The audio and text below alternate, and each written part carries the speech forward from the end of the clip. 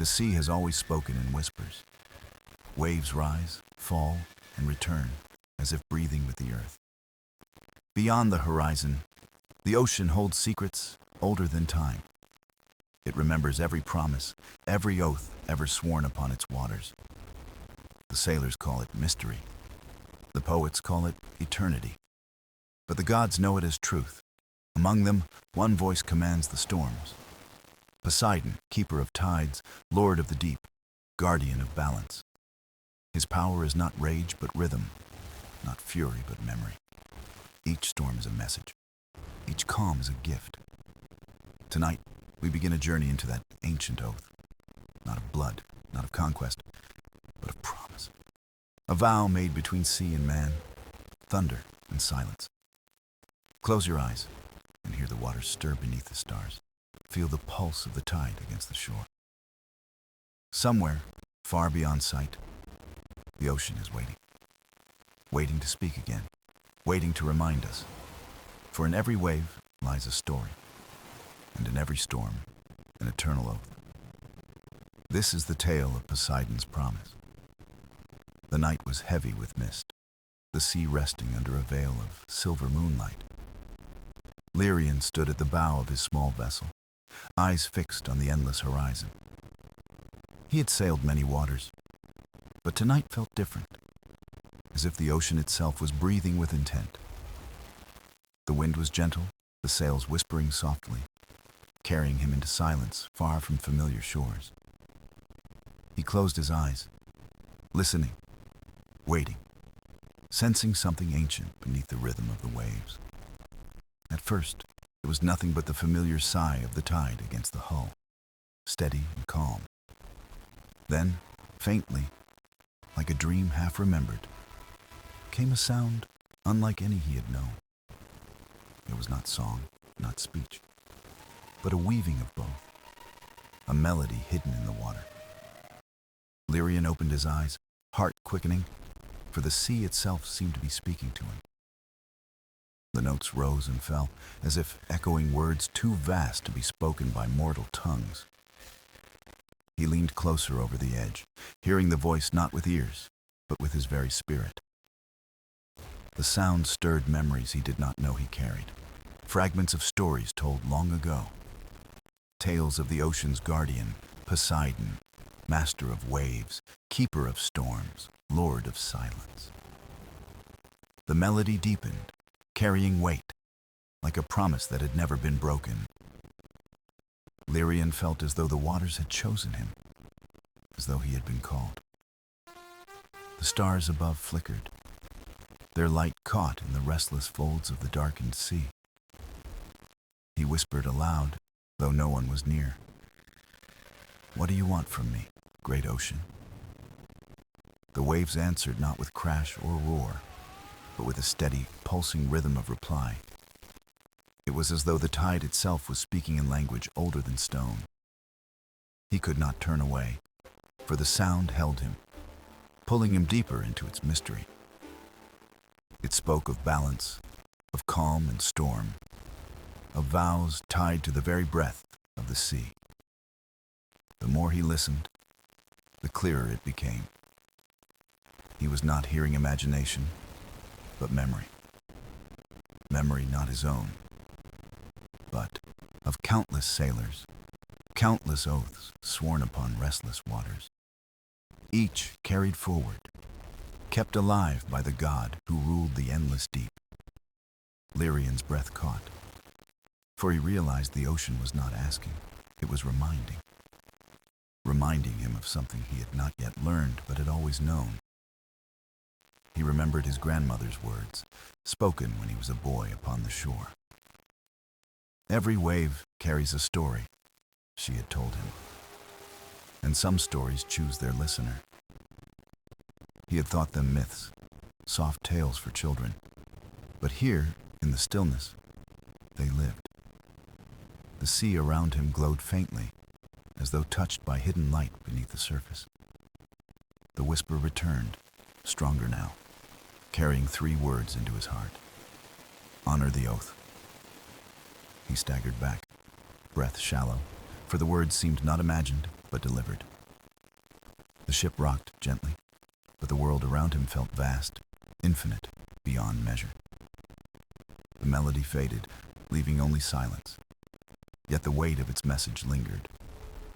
Lyrian gripped the railing, staring down into the black depths below. He felt no fear, only the steady thrum of destiny echoing within his chest. He whispered again, softer. "If this is your will, Poseidon, I will listen." The sea gave no answer, yet the stillness itself felt alive, aware, listening in return. Lyrian stood in silence, the mist parting slowly, revealing the vastness of his path ahead.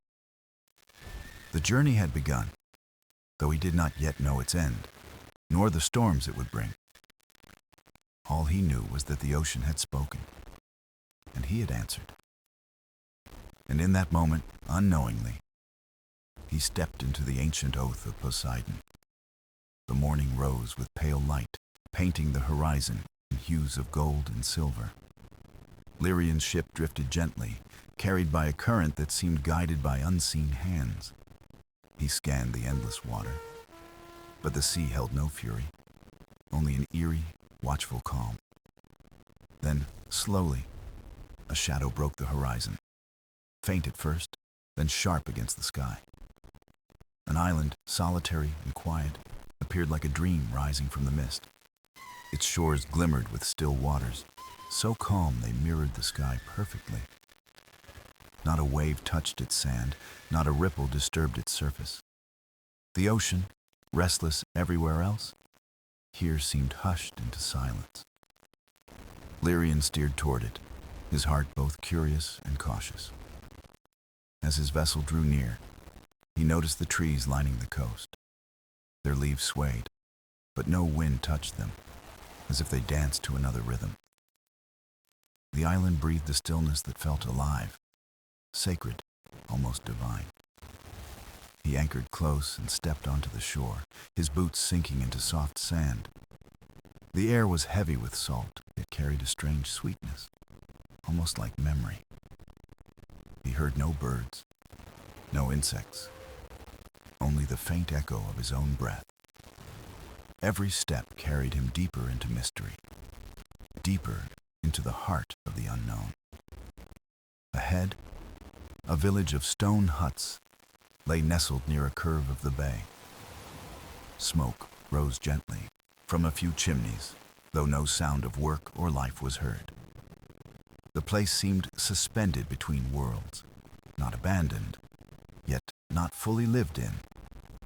From one of the huts, an elder emerged, slow and deliberate in movement. Her eyes were deep, reflecting both ocean and sky, as if she had seen centuries pass. She greeted him not with words, but with a nod that felt like recognition. Lyrian bowed his head, unsure why, but compelled by respect for her presence. Finally, her voice came, soft and even, like a tide brushing the shore. "You heard it, didn't you?" she asked, her gaze unwavering. Lyrian hesitated, then nodded. "The sea, it spoke to me." The elder closed her eyes briefly, as if affirming what she already knew. Few hear the call. Fewer still understand what it means. Her words hung in the air like mist, heavy with hidden weight. She turned, motioning for him to follow, and he obeyed in silence. They walked toward a circle of stones, ancient and weathered by countless tides. Within the circle lay carvings, spirals, and waves etched deep into the rock.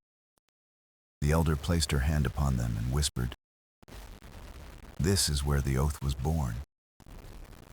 Lyrian felt the air thicken, as if the very earth leaned in to listen. "The eternal oath of Poseidon," she continued, "sworn when the sea and man sought balance." Her voice carried the cadence of ritual, each word echoing with unseen power. Storms are not punishment. Calms are not mercy. Both are part of the vow. Lyrian shivered, not from cold, but from the enormity of her words.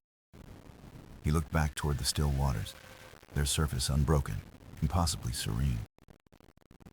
"Why bring me here?" he asked, his voice almost a whisper. Because the oath stirs again, she replied, eyes sharp as lightning on the horizon.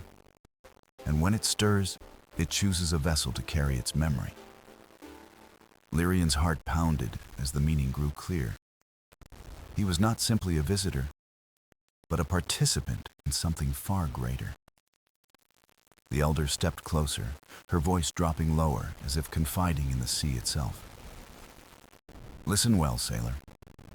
The oath does not belong to the past. It waits for the present. The waves, still calm beyond the shore, seemed to pulse in agreement. Lyrian stood within the circle, the weight of Poseidon's oath pressing into his soul. And he knew, though he did not yet understand, that his life had changed forever. The elder stood within the circle of stones, her voice steady, her presence vast as the tide. Lyrian felt the air shift around them, charged with memory, older than any man alive. She traced the carvings with her fingers, spirals flowing into waves, waves flowing into silence. These marks, she said, were not carved by human hands, but shaped by the sea itself. Lyrian's breath caught, for the stones glowed faintly, as though alive with ancient power. This island, she continued, is the keeper of a vow sworn between gods and mortals alike. Her voice carried both reverence and warning, echoing softly against the still air. Lyrian leaned closer, his heart thrumming with curiosity, drawn deeper into the unfolding tale. The eternal oath of Poseidon was born in the age when men first dared the open sea. They prayed for safe passage, for mercy in storms, for calm in the restless waters. And Poseidon, hearing them, did not grant blind favor nor cruel punishment. He spoke instead of balance, of harmony, of the rhythm between storm and stillness. Lyrian felt the truth in her words, as though the waves beyond the bay agreed. He swore an oath, the elder said, to guard the balance as long as the sea endured. But he required something in return, remembrance. Lyrian frowned, whispering, remembrance. Yes, the elder replied, her gaze fixed on the horizon. For mortals to remember, the sea is not theirs to conquer, but to honor.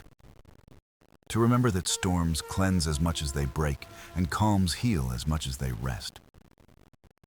The oath is eternal, for it is written not in stone, but in the very tide itself. Lyrian listened, his soul stirred by the rhythm of her words, feeling the weight of history.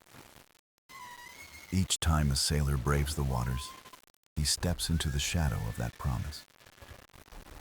And each time a storm rises, it is not wrath but a reminder of the vow. The elder's eyes softened, but her tone sharpened like thunder carried on distant winds. Some have honored it, some have forgotten, but the oath does not forget them. Lyrian shivered, for he remembered the whisper he had heard, the call of honor the oath. He asked softly, and if it is forgotten? The elder's silence spoke louder than words, the waves themselves answering with a hush. Finally, she said, then storms will rise not to destroy, but to awaken memory. Lyrian felt the truth coil around his heart, steady and undeniable. The sea was not enemy, not ally, but eternal witness. The elder moved her hand over the stone again, the spirals glowing faintly beneath her touch. She whispered, each carving here is a memory kept alive by Poseidon himself. Every oath sworn at sea, every promise whispered into the tide, is etched upon this circle. Lyrian closed his eyes, and for a moment he heard voices in the wind. Fragments of countless sailors, vows spoken with hope, fear, courage, or desperation. They overlapped, becoming one chorus, carried by the eternal waves. He opened his eyes, trembling with awe. The sea remembers everything. The elder nodded slowly, her gaze unwavering. Yes. And now, it remembers you. The word struck him like lightning, not harsh, but awakening. He realized he was no longer just a wanderer or sailor. He had been woven into something far greater, something eternal. The elder stepped back, her presence as vast as the horizon. Lyrian, she said, softly, the oath calls to you because Poseidon has chosen. His chest tightened, caught between fear and reverence. Chosen for what? He did not yet know. But as the waves lapped softly against the silent shore, he felt it was only the beginning. The story of the eternal oath was no longer legend. It was alive, and he was now part of it. The days that followed on the island carried a silence deeper than any storm Lyrian had ever known. The villagers moved slowly, speaking little, as if their voices might disturb the balance of the sea. Lyrian stayed among them, yet he felt the weight of unseen eyes watching from beyond the horizon. At dawn, the sky stretched wide and pale, but the air was heavy, thick with a strange expectancy. The elder often stood by the shore, her gaze fixed on the endless water, lips murmuring words unseen. One evening, she beckoned Lyrian to join her, her staff pressing gently into the sand with each step. The sea stirs, she said softly, and when it stirs, it sends its herald before the storm. Lyrian frowned, scanning the horizon, but he saw nothing beyond the shimmering calm. The elder lifted her hand toward the still sky. The herald comes not first in waves, but in silence. The air grew unnaturally still. The trees no longer swayed. The smoke from chimneys hung frozen. Lyrian's breath caught as even the sound of the tide seemed to vanish from the shore. The world stood suspended, a vast hush pressing against his ears. Then, far above, the first cloud appeared, small but impossibly dark against the fading light. It grew slowly, spreading its shadow across the sky, devouring the gold of the setting sun. Lyrian felt his chest tighten, for the silence carried a presence larger than sight could contain. The elder's voice dropped low, trembling with reverence. The storm herald has awakened. Lyrian whispered, "A storm?" "Not yet," she replied. "The herald comes first, to prepare the heart before the sea prepares the body." The cloud deepened, joined by others, until the heavens became heavy with gathering shadow. A single bird cried out, sharp and fleeting, then vanished into the distance. The villagers stepped from their huts, their faces pale but calm, eyes fixed on the horizon. None ran, none screamed, for they knew the silence was not death, but the sea's reminder.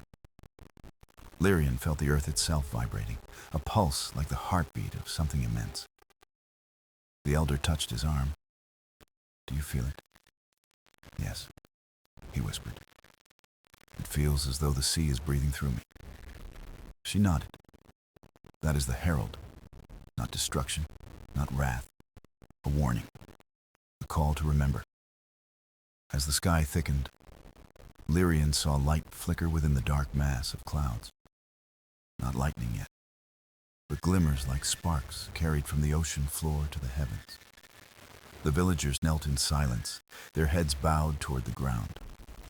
Lyrian hesitated, then lowered himself, though his eyes remained fixed on the gathering storm.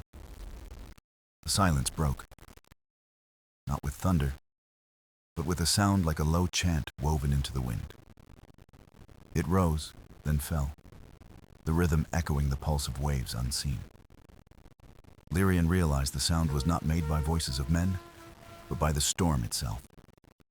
It was chanting, whispering words he almost understood, words of vow, words of memory. The elder closed her eyes. "The herald carries the oath. Do you hear it?"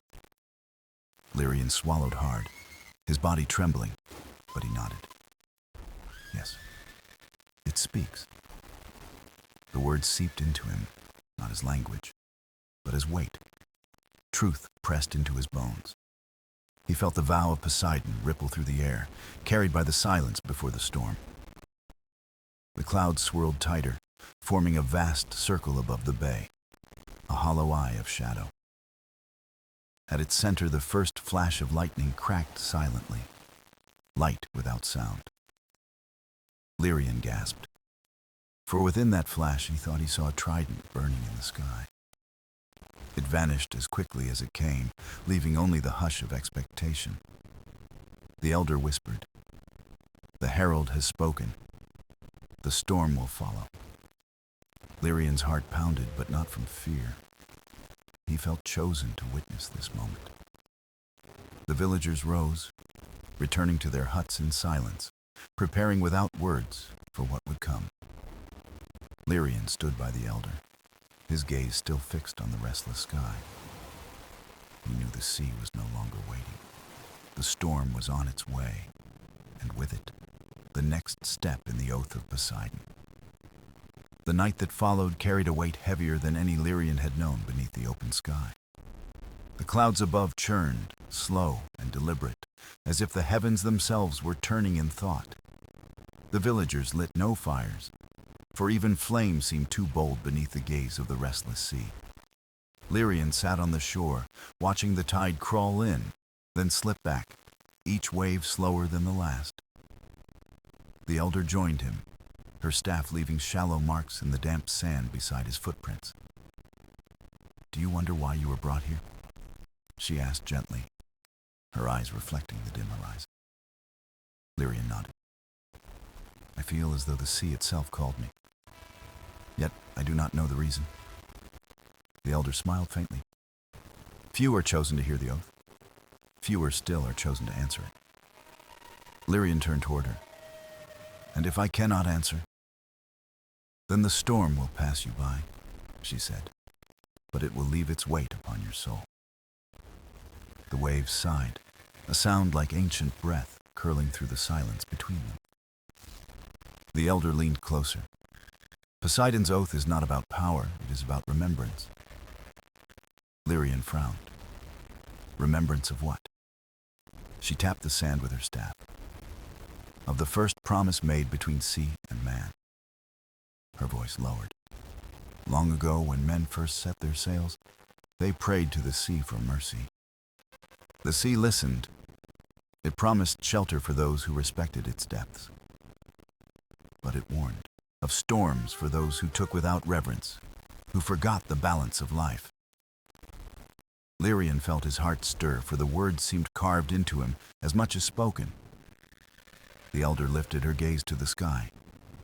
"The herald you witnessed carries that vow across ages. Every storm is not punishment, but memory, a reminder of the oath that binds us to the sea." Lyrian whispered, "And now the storm comes."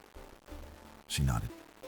"Yes, and in its heart you will hear the vow as it was first spoken." Lyrian's chest tightened. He was not sure if he felt fear or awe, but both weighed on him. A sudden wind stirred, carrying the salt of the sea sharp against his face. The surface of the water rippled, as though something vast shifted just beneath the waves. Lyrian stood, his eyes straining against the darkness, searching for what he could not name. The elder placed a steady hand on his arm. "Do not seek with sight. Seek with listening." So he closed his eyes. At first, there was only the endless rush of wind and water. But beneath it, softer, like the hum of the earth itself, came a voice. It was not a voice of man or woman, but of tide and thunder braided into one. It spoke no language, yet Lyrian understood it with his bones rather than his ears. "I am the sea. I am the breath of storms. I am the oath eternal." Lyrian gasped, his knees weak, but the elder steadied him with her hand. The voice continued, low and steady. "Man was born from earth, but he turned to the sea to journey beyond horizons. I gave him passage. I gave him fish and tide, shelter and strength. But I asked remembrance, reverence, a vow that balance would never be broken. Lyrian trembled as the words sank deeper into him, like anchors binding to his spirit.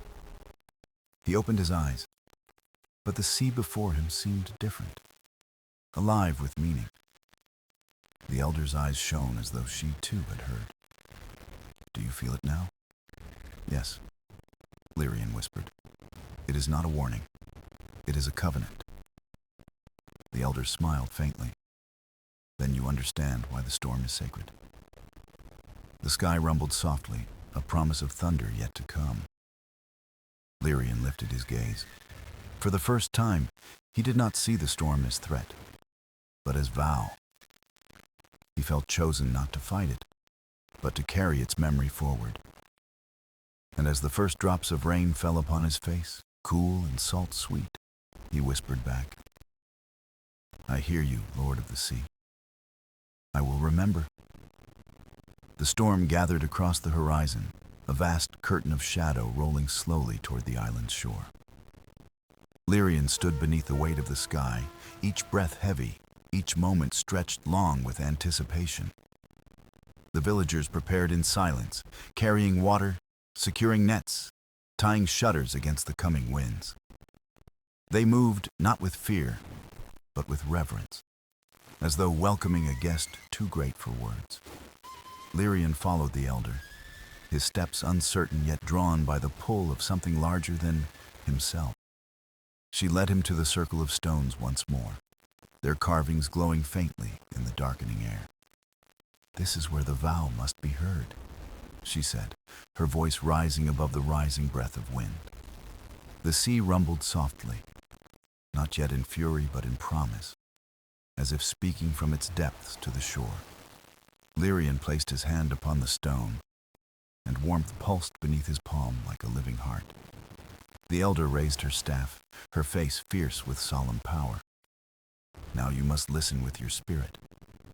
The first drops of rain fell, cold against Lyrian's skin, mingling salt with the breath of the storm.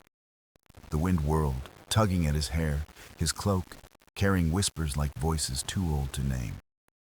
He heard fragments, promises, prayers, oaths sworn by sailors long returned to the sea's embrace. The voices wove together, building a chorus carried on the roar of waves now striking the shore. Then, through the chaos, a single voice rose, deeper than thunder, steady as the tide itself. It spoke not in words, but Lyrian felt it form within his heart, as though carved upon his soul. "I am oath and ocean. I am balance eternal. You who hear, remember." Lyrian fell to his knees, trembling, not from fear but from awe that bent his very spirit low. The elder's voice rose above the storm, chanting words older than memory, her tone woven with waves. She cried, "Lord of the deep, we honor the vow. May we never forget what binds us to the sea." The storm howled in reply, lightning splitting the sky, thunder rolling like the voice of gods. Yet within the chaos, Lyrian felt calm, as though standing in the eye of something sacred. The voice returned, quiet now, intimate as breath against his ear, though it came from the heavens. "Child of earth, chosen of tide, will you carry the remembrance into the years yet to come?" Lyrian gasped, his heart pounding, his body shaking with the weight of the question unspoken aloud. He whispered into the storm, his words carried on wind and rain alike. "Yes, I will carry it." The sea roared, the sky split again with light, and for a moment he saw a trident blaze in fire. It pierced the sky, then sank into the horizon, leaving behind only the trembling hush of rain. The elder lowered her staff, her eyes shining with salt tears. "It is done.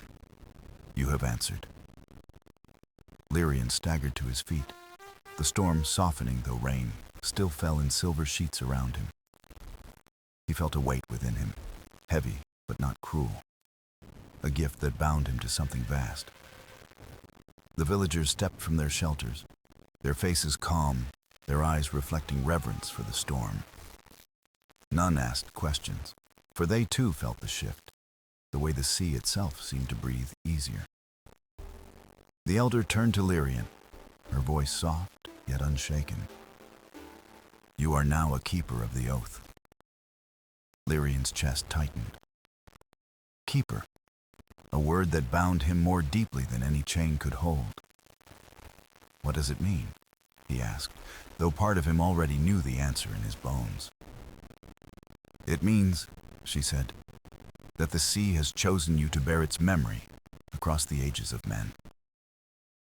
Lyrian lifted his gaze to the sky, where the clouds still churned, though light now pierced their edges. The storm was passing, but its vow lingered in him, echoing through marrow and spirit alike. He whispered to himself, to the sea, to Poseidon's eternal watch. "I will remember, always." The dawn broke soft and pale. The storm passed, but its echo lingered like a hymn carried in the wind. Lyrian stood at the shore, his cloak damp, his heart still burning with the vow he had spoken. The sea stretched vast before him, calm now, yet alive with a presence that pressed against his soul. He whispered to the horizon, testing the words. "Keeper of the Oath." The title felt heavy. Not a crown of pride, but a burden of remembrance. The elder joined him, her steps quiet on the wet sand, her eyes fixed on the silver horizon. "You heard the sea," she said softly. "And now, it hears you." Lyrian turned to her. "What am I meant to do?" She smiled faintly. "Keepers are not given paths. They are given remembrance." Her staff traced lines in the sand, spirals that mirrored the carvings on the sacred stones. Every keeper carries the oath into the world, reminding men that the sea is not theirs to master. Lyrian frowned, his voice low. "And if they will not listen?" The elder's gaze darkened, her voice a whisper. "Then storms rise to speak where men refuse to hear." The waves lapped softly at the shore, each one sounding like a word too ancient to decipher. Lyrian closed his eyes, listening, trying to catch meaning in the eternal rhythm of the tide. He felt memories not his own, fragments of countless sailors etched into the water's flow. He saw ships torn by storms, yet also guided to safe harbors by unseen hands of tide. He heard voices of prayer, laughter, sorrow, and silence, all carried by the endless ocean. The sea remembered everything, and now it remembered him. The elder touched his shoulder. "You carry not power, but witness. The sea will speak through you." Lyrian nodded, though doubt still stirred within him. "I am only one man." "One man is enough," she said firmly. "For the sea has no need of armies, only memory." Her words struck deep, but also frightened him. Would he be strong enough to carry such a weight into the wide and reckless world? The villagers began their work again, nets drawn, boats mended, their eyes calmer now than before. They moved with quiet reverence, as though the storm had purified their memory of the oath. Lyrian watched them and wondered if his task would stretch beyond this island alone. The elder answered his thought, though he had not spoken. "Your journey does not end here." He turned sharply. "You mean I must leave?" "Yes," she said. "The oath cannot be carried by silence alone. It must travel where men forget." Lyrian's chest tightened at the thought of leaving the island that had given him the sea's voice. But he knew she was right. The oath was not for him to keep hidden. It was meant to move like the tide, reaching every shore where memory fades. The elder lifted her staff toward the sea. "The water will guide you. Trust it." Lyrian breathed deeply, tasting the salt air, feeling the pull of destiny woven into each wave. He looked once more at the sacred stones, glowing faintly in the morning light. They seemed to hum with quiet approval, as though Poseidon himself had blessed the moment. Lyrian bowed his head. "If I must go, I will carry the oath to every shore." The sea answered with a single wave that rushed forward and kissed his feet. The elder's eyes softened. "Then the journey begins when you are ready." Lyrian turned his gaze toward the horizon, where the sky opened wide and endless. For the first time, he did not fear its vastness. He felt part of it, bound to it, chosen by it. And though doubt lingered like a shadow, hope burned brighter, carried by the voice of the sea. He whispered once more into the wind, his vow renewed. "I will not let the oath be forgotten." The morning tide rolled gentle, yet Lyrian felt the pull of a current deeper than the eye could see. The elder's words lingered like a song.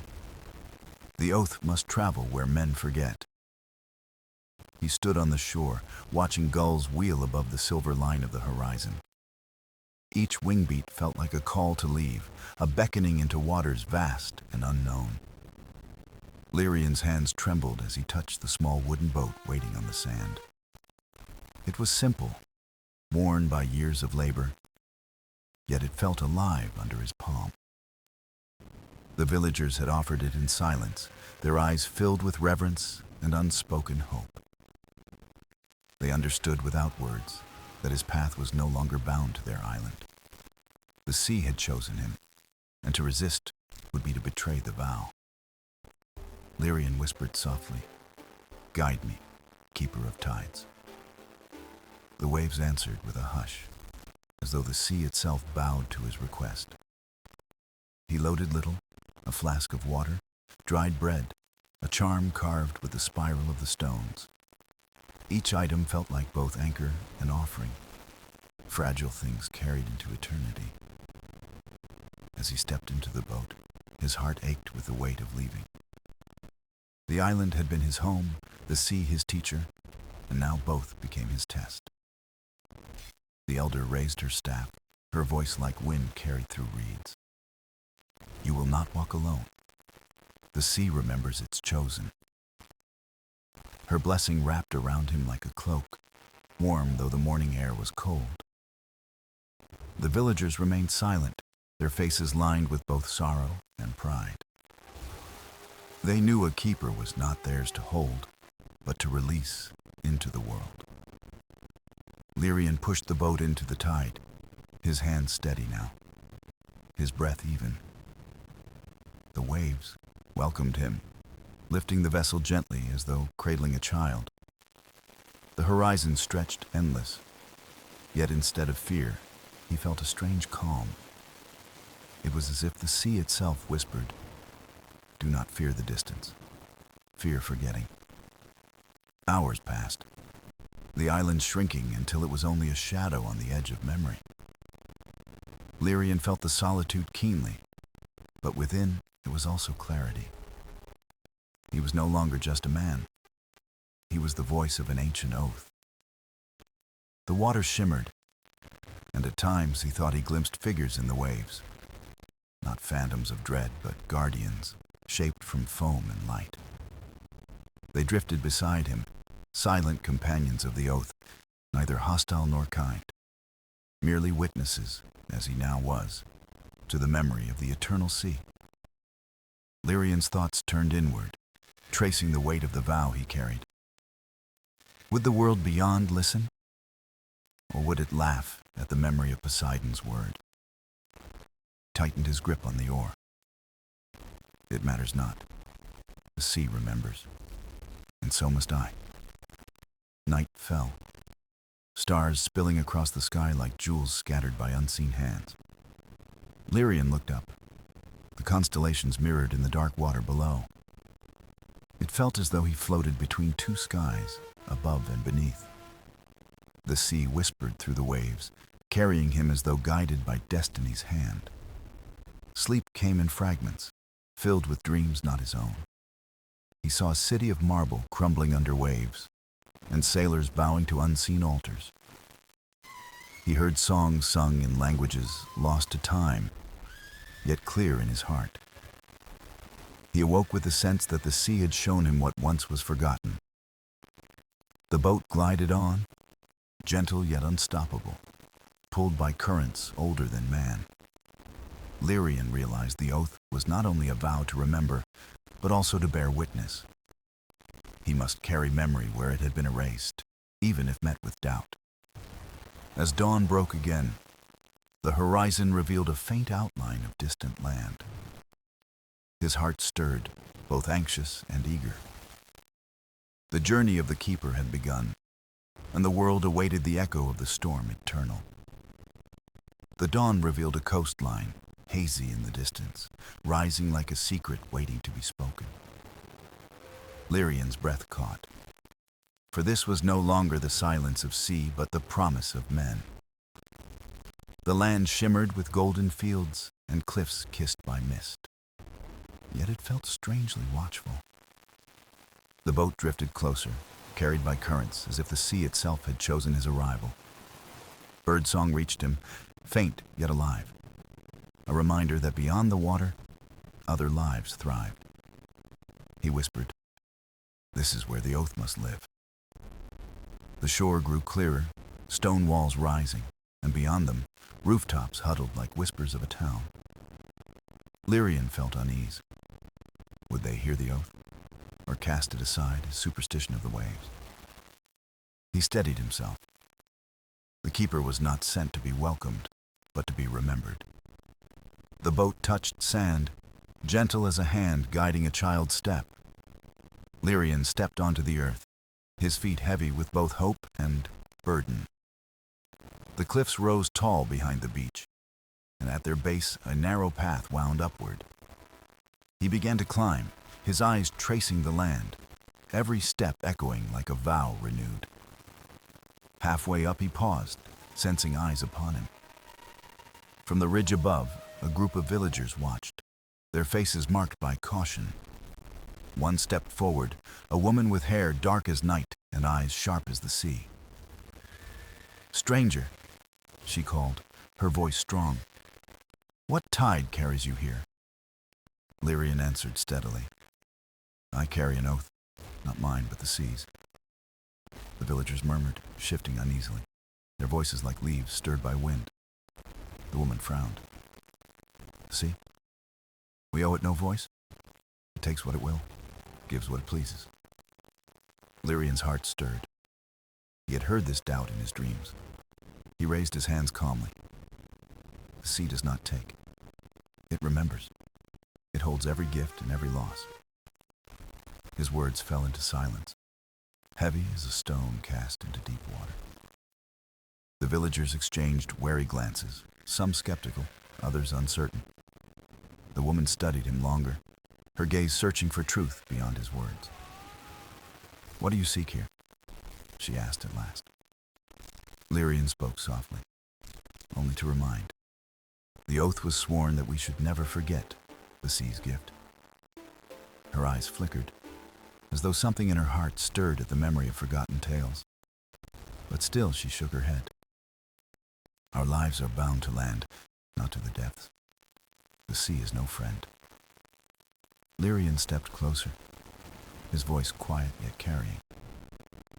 "Then you have forgotten what it means to live beside its edge. To forget is to invite the storm."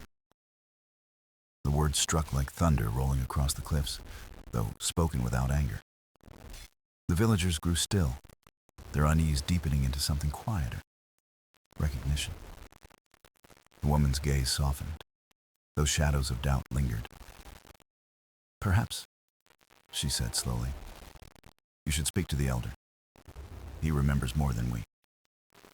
Lyrian bowed his head slightly. "Then lead me, for I am only the keeper, not the master." The villagers parted, allowing him to ascend the cliff path into their world. Their town was simple, stone homes clustered near fields, smoke curling from chimneys. Yet in every face, he saw the same question. What truth does this stranger carry? The woman guided him toward a hall of weathered wood, its doors carved with fading spirals. Lyrian's breath caught. the same spiral of the stones, the same mark of Poseidon's oath. Inside, the hall smelled of smoke and salt, though the sea lay far below the cliffs. An elder sat by the fire, his eyes clouded with age but sharp with memory. He lifted his gaze slowly, as if he had been waiting. "Keeper," the elder whispered. "So the sea has not forgotten us after all." Lyrian bowed deeply, his heart pounding with both awe and purpose. The elder's smile was faint, almost sorrowful. "Come," he said. "It is time the oath was spoken once, more in this land." And in that moment, Lyrian knew the journey had only just begun. The hall was dim, the fire crackling softly, its glow painting the elder's face in lines of shadow and light. Lyrian stood before him, feeling as though he had stepped into a chamber of memory itself. The elder's eyes studied him long, as though weighing his soul against the tide of truth. At last he spoke, his voice worn yet steady. "You are the keeper. I have dreamt of your coming." Lyrian felt a chill. "Dreamt?" The elder nodded. "For nights uncounted, the sea whispered in my sleep. It said the oath would walk again." The villagers gathered at the hall's edge, silent, their faces drawn by both fear and curiosity. Lyrian bowed slightly. "Then you know why I have come. The oath cannot be forgotten." The elder's lips curved into a sad smile. It was forgotten long ago. This land turned its back on the sea. He gestured to the spiral carved into the door. This once meant remembrance. Now it means only decoration. A murmur rippled through the villagers, shame flickering in their eyes. Lyrian stepped forward. "The oath is not a tale for walls. It is a bond between sea and man." The elder sighed, his gaze heavy. But man does not honor what he cannot control. The sea frightened them. Lyrian's heart ached at his words, for he knew them to be true. "Then let them remember through me," he said firmly. "The keeper's vow is to carry memory into silence." The elder leaned closer, his voice dropping. "And will you bear the storm when silence resists?" "For it will." Lyrian's pulse quickened, but his answer was steady. "Yes, I will." The firelight caught the elder's eyes, making them gleam like hidden embers. "Then you are what I dreamt," he whispered, the oath's voice born once more. He rose slowly, his age showing in every motion, yet his spirit unbent. "Villagers," he called, his voice strong. "Hear the keeper, for the sea has sent him to us." The hall grew hushed, every ear turned, every breath held. Lyrian's heart pounded, but he lifted his voice, as steady as the tide. "I am no prophet, no master of storms. I am a witness. The sea remembers, and so must you." His words hung in the air, filling the hall like the sound of waves against stone. He spoke again. The oath was sworn so that men would not forget. Forgetting invites ruin. The villagers stirred, their faces marked by unease, yet also the stirring of old recognition. An old woman wept softly, whispering, "I remember my grandmother's tales of the oath." Others nodded faintly, fragments of memory surfacing like driftwood after a storm. The elder's gaze swept across them. "Will you deny the sea again, or remember what it gave?"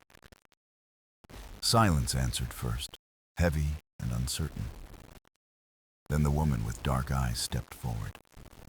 She looked at Lyrian, her voice clear.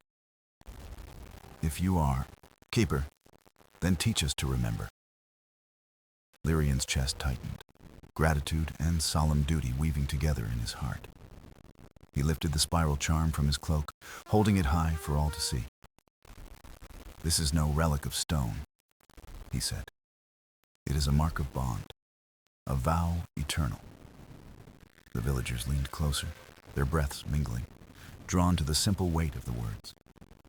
"The sea gives life, It carries us, feeds us, shelters us. To forget is to deny its gift. He let the silence stretch, allowing the words to sink into their hearts. At last, the elder lifted his staff, striking it once upon the wooden floor. The sound echoed like thunder, final and sure. "Then let the oath be spoken once more," he declared. His voice rang with both sorrow and triumph. The villagers knelt, their heads bowed, as though instinct awoke something ancient within them. Lyrian closed his eyes, speaking the vow he had carried from the stones of his own land. Words older than language, heavy as tide, light as wind, filled the hall. The fire flared as if stirred by unseen breath, shadows dancing in spirals upon the walls. When the last word faded, silence held them, deep as the sea itself. The elder spoke softly. "So it returns. The oath is alive again." Lyrian opened his eyes, seeing the villagers watching him with reverence. And for the first time, he felt the oath not only upon his shoulders, but alive within them all. The sea had not been forgotten. Not yet. The sea was calm, the horizon silver, as if the world itself held its breath. Lyrian stood at the cliff's edge, the wind lifting his cloak like a sail. The oath had been spoken again, carried through the hall and into the hearts of the villagers. But the sea was not easily satisfied. Promises needed more than words. They demanded living memory. He gazed down at the waves, endless and eternal, their rhythm steady as a heartbeat. "Keeper," the wind seemed to whisper, "do you understand what you carry?" Lyrian closed his eyes. He felt the weight of the spiral charm resting against his chest. It pulsed faintly, warm as if alive, like the echo of Poseidon's presence within stone and tide. The villagers had returned to their homes, their voices softer, their eyes filled with reverence. But Lyrian knew this was only the beginning. Memory was fragile. It must be tended, renewed. He thought of the elder's words, of dreams where the sea itself spoke in quiet thunder. The oath was not his alone. It belonged to every shore, every sailor, every child born near the tide. And yet, it had chosen him to carry its voice into silence, to awaken what had been lost. The wind shifted, carrying the scent of salt and storm, though the sky above was clear. He opened his eyes to find the horizon alive with light, shimmering as if woven of glass. In that glow, he saw shapes, vague, shifting, like figures moving beneath the surface of the sea. Ancient guardians, perhaps, or the memory of those who had once sworn their lives to the oath. Their forms dissolved into spray, vanishing, but their presence lingered like the echo of a forgotten song. Lyrian whispered, "I hear you. I will remember. I will remind them all." The waves surged, then softened, as though the sea itself accepted his vow. He turned from the cliff, the spiral charm catching the fading light of dusk. The path back to the village wound through the forest, where shadows stretched like quiet watchmen. Birdsong had quieted, giving way to the hum of night, steady and low like the tide. When he reached the edge of the village, he saw torches burning gently outside each home. It was not for protection, but remembrance. Firelight echoing the sea's own eternal glow. Children sat with their elders, listening to tales of the oath, their eyes wide with wonder. For the first time, Lyrian saw the beginning of something greater than his own journey. The oath was alive again, carried not only in his steps, but in every heart that listened. The elder approached, leaning on his staff, his gaze heavy but filled with quiet pride. "You have reminded them?" he said softly. "But will you stay, Keeper?" Lyrian shook his head. "The sea calls me still. Other shores must hear the oath once more. The elder's smile was sad, yet knowing. Then go. But remember, you never walk alone. Lyrian looked to the children, their small hands tracing the spiral carved in wood and stone. He felt hope rise within him like the tide beneath a full moon's light. The oath was no longer fading, it was breathing again. As he walked toward the harbor, the night sky unveiled its stars, endless as the ocean. The boat waited, its sail furled, resting on waters calm but restless beneath.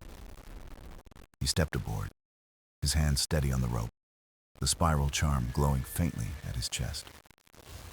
The villagers watched in silence, their torches held high, flames flickering against the dark. Lyrian raised a hand, not in farewell, but in promise. The boat drifted into the open sea, carried by wind and unseen currents. Above him, the constellations shimmered, guiding him toward unseen horizons. Below him, the sea whispered in rhythm, ancient and eternal. And within him, the oath pulsed, steady as breath, unbroken, unending. For every wave carried its story, and every storm carried its vow. Thus began not the end, but the endless journey of Poseidon's eternal oath.